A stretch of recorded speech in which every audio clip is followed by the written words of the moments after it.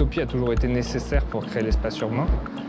La figure du rêveur, vraiment du rêveur en haut de sa mansarde qui imaginait la ville.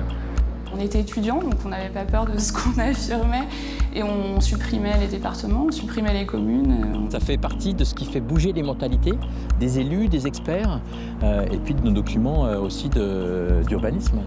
Donc il faut sortir des carcans. Nos travaux sont parfois totalement irréalistes, mais c'est juste des pistes pour demain et qu'on se heurte finalement à l'élu qui est très terre-à-terre parce que finalement c'est son boulot. Lui, il est là pour représenter ses habitants et quand on lui parlait notamment d'un cimetière, du cimetière de Thiais qu'on aurait mis dans une tour, forcément, lui, il était... Qu'est-ce qu'on peut construire? Qu'est-ce qu'on est capable de construire physiquement aujourd'hui?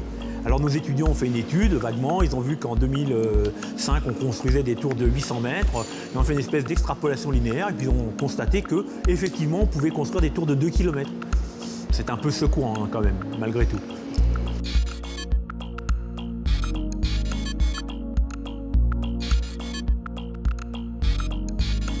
La réalité quotidienne, elle est trop dure aujourd'hui pour eux.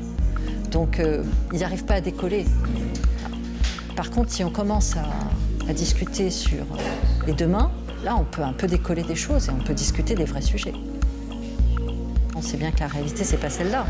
Mais on sait bien aussi que si on croit à rien et si on n'a pas envie de transformer un minimum la société dans laquelle on est, eh bien, rien n'évoluera jamais.